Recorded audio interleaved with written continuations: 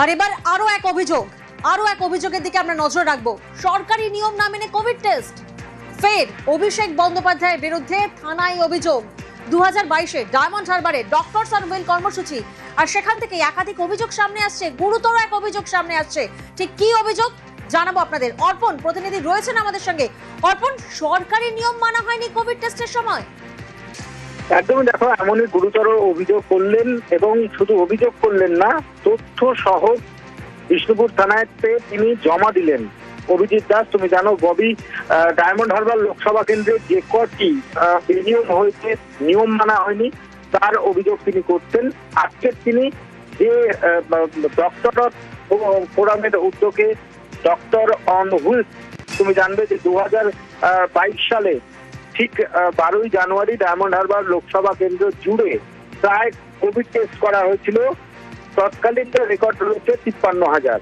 সেই 53,000 একদিনে টেস্ট হয়েছিল, যেখানে রাজ্যে টেস্ট হচ্ছিল 45 থেকে 50,000। সেখানে শুধুমাত্র একটি লোকসভা কেন্দ্রে এই টেস্টটি একাদিনে করা হয়েছিল, কারণ সেই দিন স্বামী বিবেকানন্দের জন্মদিন ছিল, এবং সেই জন্মদিন উপলক্ষে ডায়মন্ড হারবার লোকসভা কেন্দ্রে 260টি ভেন্যু হয়, এবং সেখানে 23টি মোবাইল টেস্টিং ইউনিট সহ যারা স্বাস্থ্যকর্মী এসেছিলেন, তারা স্বাস্থ্যকর্মী বা যথাযথ ট্রেনিং নয় বলেই তিনি অভিযোগ করেছেন।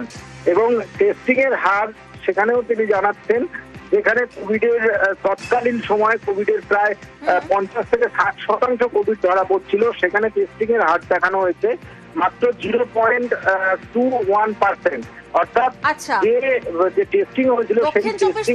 বিষ্ণুপুর থানায় অভিযোগ দায়ের করা হয়েছে। কি অভিযোগ দায়ের করেছেন বিজেপি নেতা, শোনাবো আপনাদের। দেখুন, অভিষেক ব্যানার্জি একটা অভিশাপ আমাদের এই ডায়মন্ড হারবারে। 12ই জানুয়ারি 2022-এ ও সারা বিশ্বকে জানালো ওনাকে এখানটা একটা আলাদা মডেল করছে, ডায়মন্ড মডেলের পার্ট হিসাবে। এখানটায় ডক্টরস অন হুইলস এবং 53,203 জনকে ওনাকে কোভিড টেস্ট করিয়েছিল, এবং এখানটায় ডায়মন্ড হারবারের সংক্রমণের সংখ্যা খুব কম, মাত্র 2.1%। এটাই সারা বিশ্বকে বললো।